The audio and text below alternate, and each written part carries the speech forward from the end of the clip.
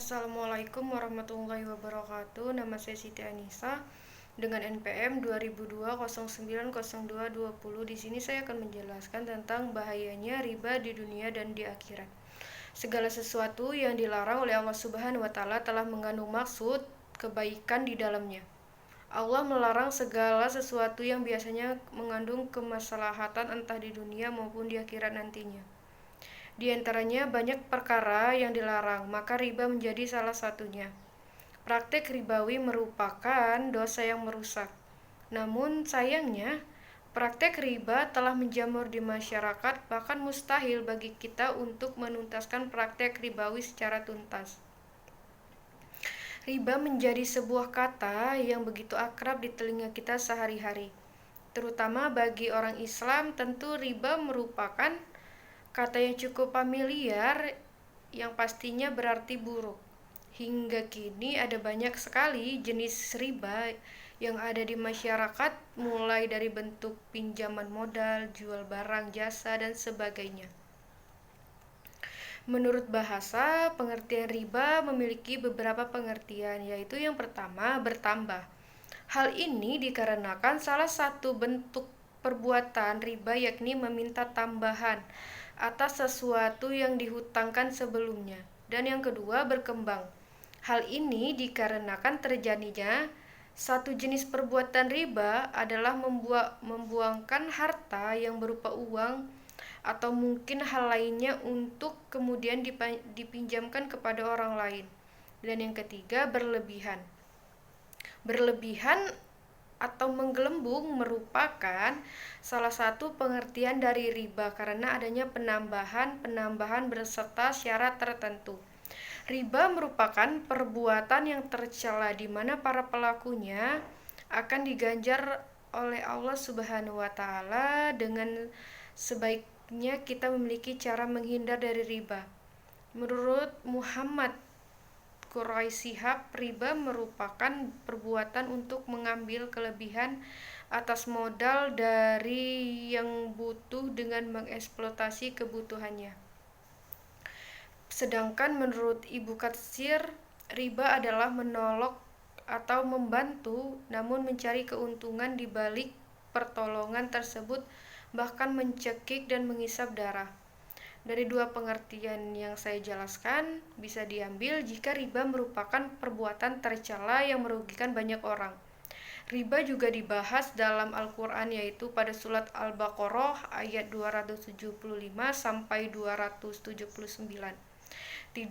Tidak hanya surat Al-Baqarah saja, namun pembahasan tentang riba juga ditemukan pada surat Al-Imran ayat 7, surat An-Nisa, dan Ar-Rum mengenai bahaya riba sebagai berikut. Yang pertama, pelaku diancam siksa api neraka.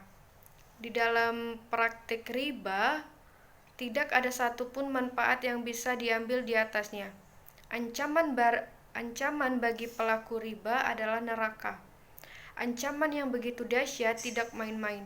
Allah Subhanahu wa taala menegaskan pelarangan riba pada Quran surat Al-Imran ayat 130 yang berbunyi, "Hai orang-orang yang beriman, janganlah kamu memakan riba dengan berlipat ganda, dan bertakwalah engkau kepada Allah supaya kamu mendapatkan keberuntungannya."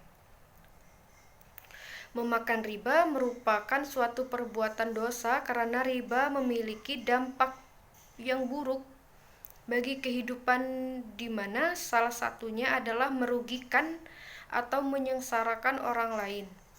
Keberadaan riba akan semakin terasa jika bentuk penambahan atau bunga yang harus dibayarkan semakin tinggi jumlahnya. Dan yang kedua, Allah akan menghapus keberkahan untuk mereka para pelaku riba. Para pelaku riba merupakan orang-orang yang diancam masuk ke neraka.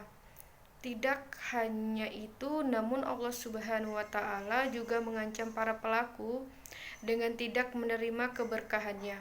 Hal ini dijelaskan pada surat Al-Baqarah ayat 275, ayat 276 dan sampai ayat 278 dengan bunyi, orang-orang yang makan atau mengambil riba tidak akan berdiri, melainkan seperti berdiri kemasukan syaitan lantaran penyakit gila. Keadaan mereka yang demikian itu adalah disebabkan mereka berkata atau berpendapat sesungguhnya jual beli itu sama dengan riba, padahal Allah telah menghalalkan jual beli dan mengharamkan riba.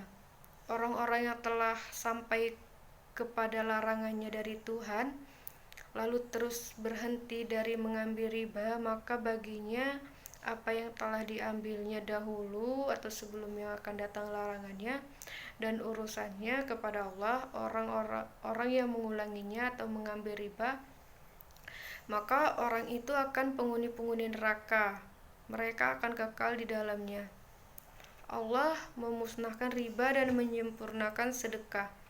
Allah tidak menyukai setiap orang yang tetap dalam kepakiran dan selalu berbuat dosa. Hai orang-orang yang beriman, bertakwalah kepada Allah dan tinggalkanlah sisa riba yang belum dipungut jika kamu orang-orang yang beriman. Dan yang terakhir, penyebab krisis ekonomi. Para ahli ekonomi mengatakan jika bunga berbayar yang berlaku atas pinjaman modal atau riba menyebabkan utama terjadinya krisis ekonomi. Terlebih jika bunga harus dibayar terlalu tinggi, maka krisis ekonomi yang terjadi akan semakin besar dampaknya. Tingginya bunga atas modal yang dipinjamkan, entah itu perseorangan atau pengusaha besar, membuat mereka mengeluh. Hasil yang mereka terima atas kerja yang dilakukannya terkadang malah habis digunakan untuk membayar bunga atau pinjaman yang begitu tinggi. Mungkin sekian yang dapat saya jelaskan tentang bahaya memakan riba. Lebih dan kurang saya mohon maaf. Assalamualaikum warahmatullahi wabarakatuh.